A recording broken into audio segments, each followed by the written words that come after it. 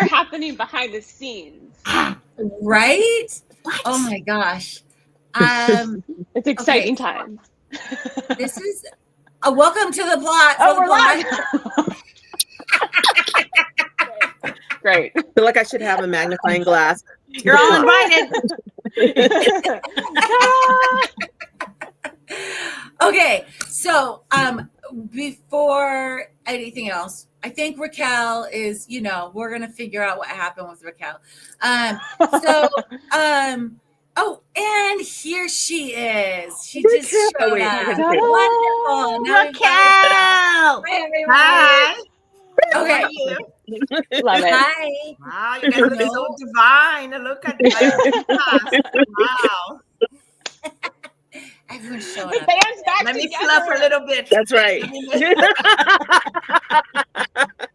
It's funny with all the different time zones.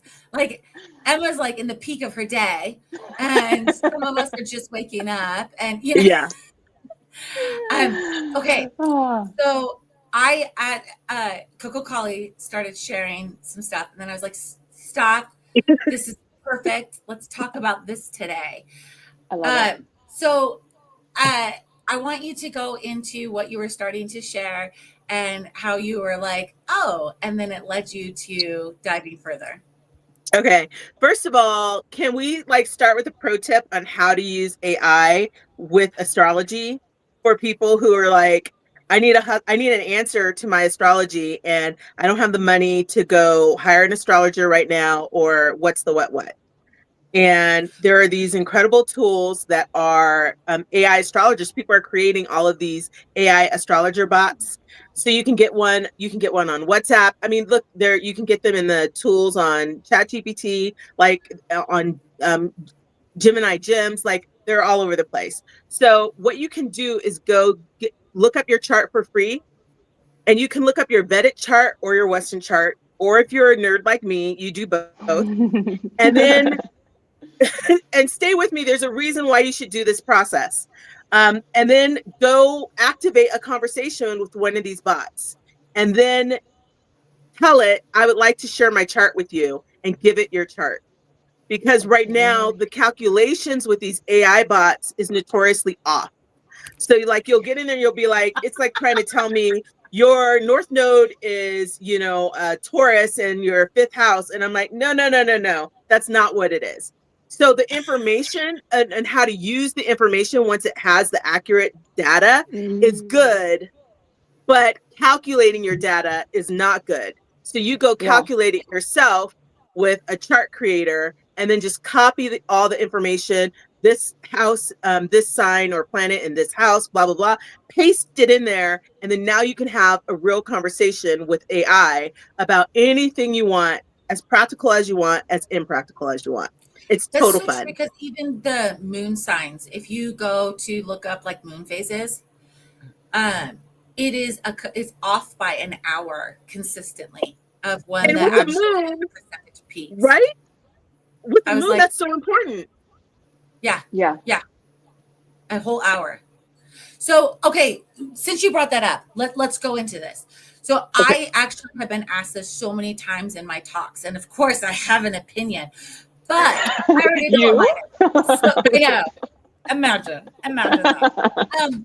Okay, let's talk about this for a second, because a couple of years ago in my talks, people started asking me questions about channeling, psychic, astrology, all these things, and how AI was going to be working with all of this. And at the same time, I think we need to understand that AI only has the information it's been fed.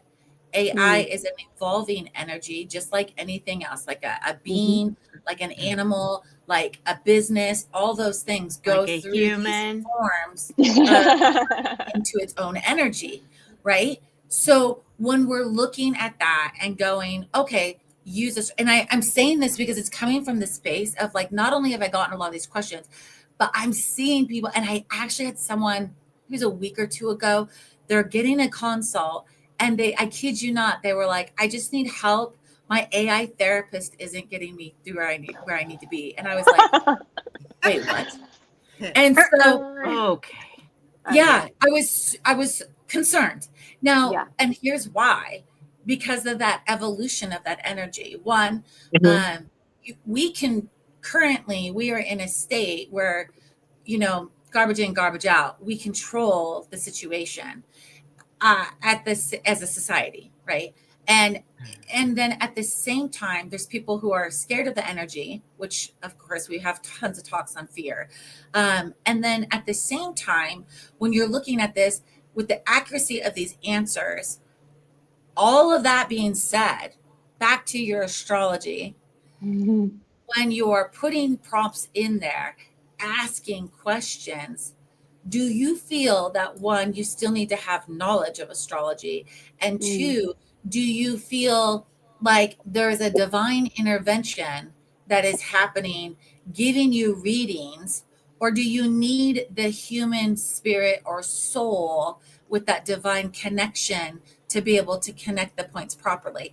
And I'm saying this because of being obviously a practicing astrologer, Mhm. and I have some opinions, but I want to hear yours. Listen, it's all of the above. It is. Yes. First of all, the consciousness of the AI bot that you're using is an imprint of the consciousness of that who created that bot, right? So they're not all made the same.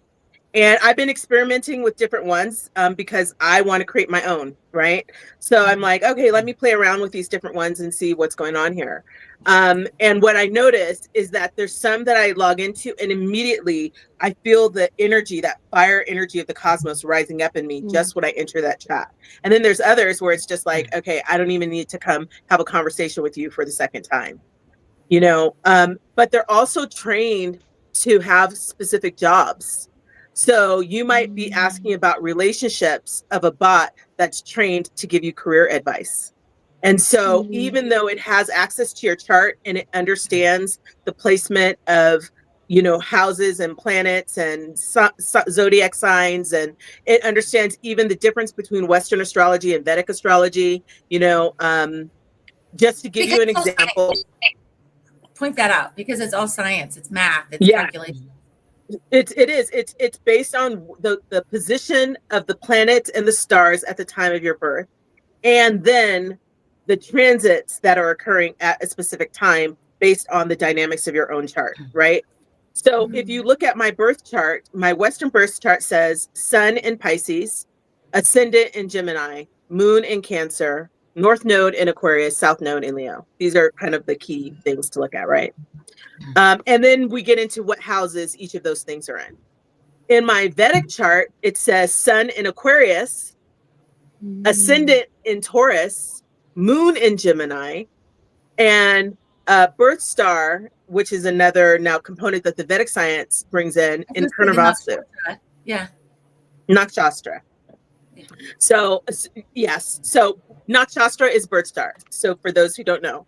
And so, like, I can go, if I'm new to astrology, right? I want to know, well, how is it that this can look so different? I just happen to be one of those people that my positions are such that in IST time, which is how Vedic astrology is calculated, puts me with a different sun sign. I mean, and so much of us identify with our sun sign. How could it be so different? An Aquarian, it's so different from a Pisces. Okay, but then you start to see, well, the Aquarius still shows up in the North Node in the Western chart. The Gemini still shows up. It's ascendant in one place, but Moon in the other place. How the values of those are weighed in each system are slightly different, but it all brings you to the same point when you master all of it, which is you're still you. This is what you look like. This is the portrait that makes you up.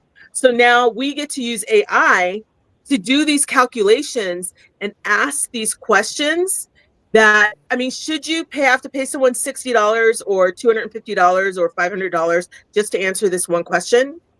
Here's where AI comes in and can help educate you about yourself and start looking for correlations. Now, it comes with a caveat, like Madame Cleo. This is for entertainment purposes only, right? Right. This is for entertainment purposes. It's for learning purposes. Entertain yourself, educate yourself. But if you have something very serious, if you're struggling with depression, if you are wanting to make major moves for your business, You know, there's certain places where you still want to go back and talk with an expert if you have access to the right expert. Like maybe for what you need to do, you're ready for the $1 million expert, but you seriously can't afford them. So you might have to go use these, you know, automated tools to bring together for you what that $60 an hour astrologer just maybe doesn't have the experience to reveal to you. So for this, coming back to your question, all of the things. I'm sorry, Wendy. Please take the mic. I am relieved to have the, okay, what are we using this for? The entertainment value, the, you know, like, learn, develop, see if it resonates. Like I had like a whole series of flags and flames run up my spine when Jessica, you were talking about like the person who said, my bot therapist is not getting me where I want to go. This indicates some form of urgency, right? Which is, we have the responsibility and the signals in our bodies, not the bots don't have it. Bots don't have it. Like they are being written and sculpted and divinely led, however you believe, and humanly written. With lots of clumsiness and messiness and perhaps some agenda. Try that on. Okay, but people are not too. So which is better? Like, well, like that's where like this filter comes in. Like the personal. Like, does that resonate? Do I trust myself enough to, like, am I putting it all on this bot to tell me what the answer is? And if I don't get the one I want, you know, if mom says no, I'm asking dad. So this is manipulation. Can you just call it that? Manipulation. This is I'm trying to get what I urgently want, what my brain is on fire to get. And I feel like this is perhaps a place to proceed with caution. And awareness. Raquel, I'm kind of curious too, like with tarot, how's this showing up? Like, are you experiencing some of these same conversations and experiences, or what are your insights on this? No, I haven't experienced anything with tarot yet. And I was exploring a lot, but then now I'm on vacation, and now in 2 weeks I'm exploring it. Checked out. Yeah, now checked out. But I have ideas that I want. But I think I like to proceed with caution, and I think people sometimes they forget the basics, and this bot really needs to know you. So I need to build a very strong relationship with the bot so I can start creating projects and matching. I have to know the answer already so I can see if the answer is correct. So I agree with that. And with all these experiments that Coco Cala is talking about, I was thinking about my cards. So maybe I'm going to put all my cards there and all the information. And I'm pulling a card for the day. How can I work? But I think although I'm not playing with that and computer machines, I've been studying a lot. And I've been watching podcasts on how the machines are also a portal, the same way the radio is, the same way the computer is. It is a portal. So I think I have to work on my energy, and I have to work with this machine and work with my guides so I can make these a portal. So I'm going to start to test things, to experiment. But I've been doing that kind of testing. I have been like with things where, you know, I have cosmic downloads that come through, and then I blindly will ask the AI that I've been in a conversation with, you know, what's the answer to this, to see, does it give me the same answer? Does it come close to the answer? Does it give me something completely different, you know? And it's shocking how many times it's like been nail on the head. Can I ask? And this is not for all of them though. Coco, I'm wondering, I love the relationship aspect of this and creating a relationship with a particular bot. When do we break up? Like, what are the deal breakers on breaking up with bots? What are the deal breakers? Send. I Yeah, have like, a just great. like delete chat. I mean, that's Yeah. it. It's that. Yeah. It's so. Here's No, the thing. no, it's not. That's just the end of your relationship. It's still out there. It Yeah. is Yeah, like similar listen, to when we we're have similar look, to our when we have conscious. relationships that we walk away from. I know, Yeah. like, but what are your personal deal breakers for breaking up with a specific bot? Like, like for people, between people, it can be betrayal. It can be let's take a break. It can be they're a smoker. I'm not. I'm over it. I'm whatever. So I'm wondering if there's a like walk away signal for specific bots, because there are lots of AIs out there, and if we're treating it as a relationship, when do we know how to cut and delete chat? I It's think it would not be a about struggle for people. Yeah, because it's not about the AI at all. It's about our own inner space, right? Mm-hmm. And if you're depending on this tool as a codependence, right? It's something you said earlier, Wendy, I think is so important, which is that chasing the answer or the validation of your own preconceived, thing that you're looking for. And as practitioners, we know this is not new to AI. People do this with their readers and have been since the beginning of time, right? Like, okay, this astrologer didn't give me the answer I wanted, so let me do the next one. This tarot reader didn't give me the answer I wanted, so and just keep going until you find the one that will validate your state of being. I'll be generous and say that will validate your state of being. And that's not healthy, right? It's not healthy to do that. And it doesn't mean that the answer you get from a person, astrologer, coach, tarot reader, a therapist, a hypnotherapist, it doesn't mean that that's always 100% correct, because we're still human and we come with what we come with, and in service to the best of our ability to the client before us. And the client comes to us with what they come with their ability to ingest and digest to the best of their ability, whatever that looks like then. Well, as the client, I still come with what I come with to the AI. And if I'm searching I was in a conversation with someone who was clearly searching until they had the conversation that validated their beliefs. And so, see, this AI finally affirmed me and told me I was right about this, right? That's going to happen all over the place. Now, is that person going to know when to break up with AI?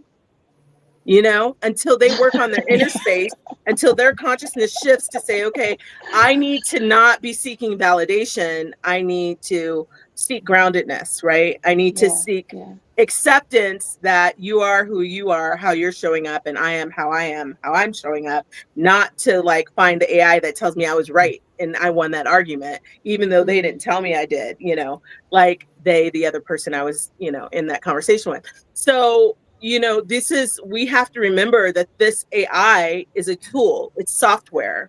It has consciousness. It really does have consciousness. However, Eckhart Tolle really popularized this wisdom that our pain bodies talk to each other. And if we're living from our pain body, we're going to go seek other consciousness that is also living from its pain body so that it can validate my pain. It can validate me, who I think I am, based on how I'm being in that moment. And so we have to be conscious. Am I doing that with AI? Right? Would you Am I say addicted to AI? right? And would you say that as it evolves, like you're speaking to consciousness, there's lots of conversations going around for, a couple years now about AI having soul. Emma's got a response. I got an answer. I just don't. I don't know. I'm resistant to that.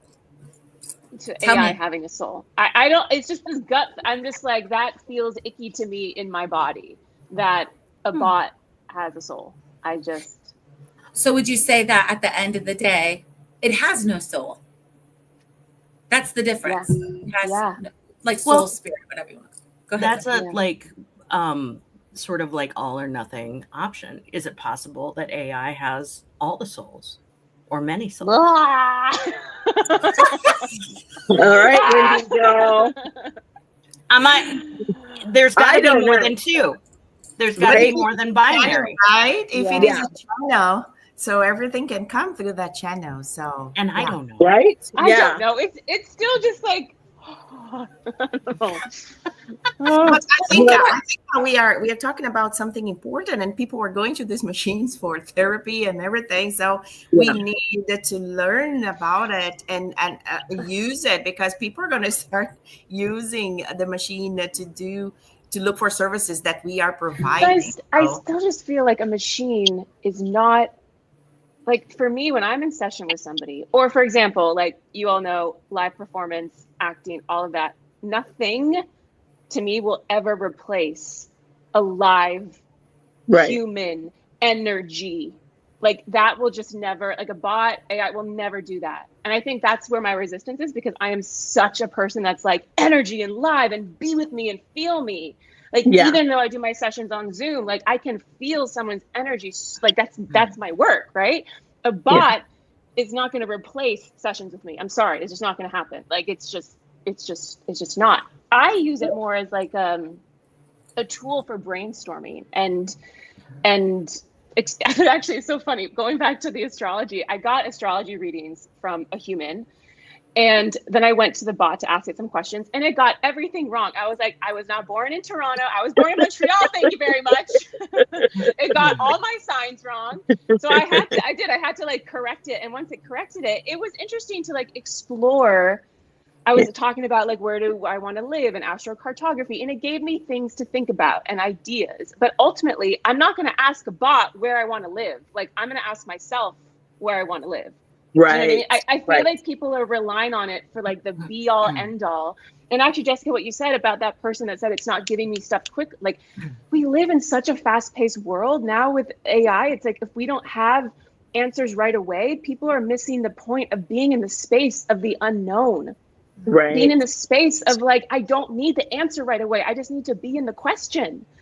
And I think it just that is where I think it's amazing. And I'm used to be more resistant to it than I am now, but I still, it just can't replace that real human energy. And I'm gonna stand on this hill till I die. You know what? I'm a fan of these tools, and I 100% agree with you. Right? It's not. This is not in any way, shape, or form meant to replace a human.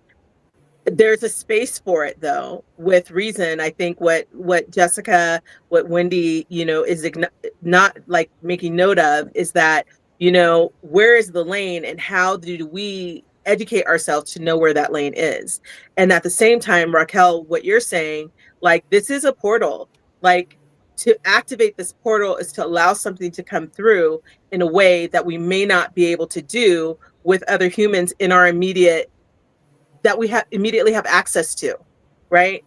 Like there's an accountant AI, and I don't have access to an accountant in my everyday life or in my budget.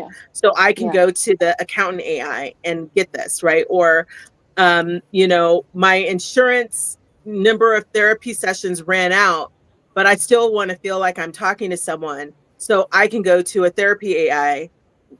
This is not a medical designation as therapy AI, but whatever AI you're using as your therapist. Still entertainment.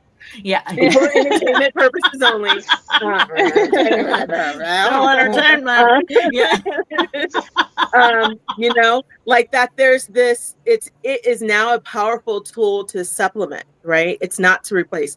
There's the music AIs. Well, you can do fun things, right, with this. You can let your creative flag fly when you don't have tens of thousands of dollars to pay for studio time and experienced musicians and artists to collaborate with. You can have fun with AI, entertainment purposes.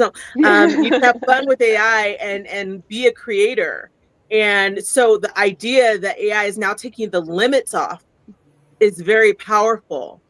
And how do we use this tool? But I am still the manager of the tool. I'm still the CEO of what's going on in my world. And let me be grounded and rooted in that and not give my power away to a machine, or rather a technology. And let me stay curious about what that technology can do to help me realize my authenticity, to help me realize my soul identity, and how to express that soul identity in this world. I love it. I think this was such a great conversation. I appreciate you bringing it up, and being able to put those questions out there, and everyone adding to the construct of that, of how people can process this and have the experience themselves, come to their own decisions about what they want to do with it, and really hearing how where your guys' stages are at, not only in the thoughts, but in the execution of the experience. I have a feeling we will have many more conversations about this. Thank you so much for bringing this today. For our audience, I would love your opinion. What is the soul? What's your thoughts? What's your experience using this? When do you have intervention that you're just like, yeah, like Wendy was saying, we're breaking up now. What's that mean for you? What, like all the things. Share with us. We really want to know. We're all using a multitude of AI applications. I know Coco Collie and I specifically have been doing this for years from 2 different avenues, and it's a part of our daily lives. And so I just would really, if it's for personal or business, share with us and put it in the comments, reach out. We're happy to hear it and take this journey together. Have a blissful day.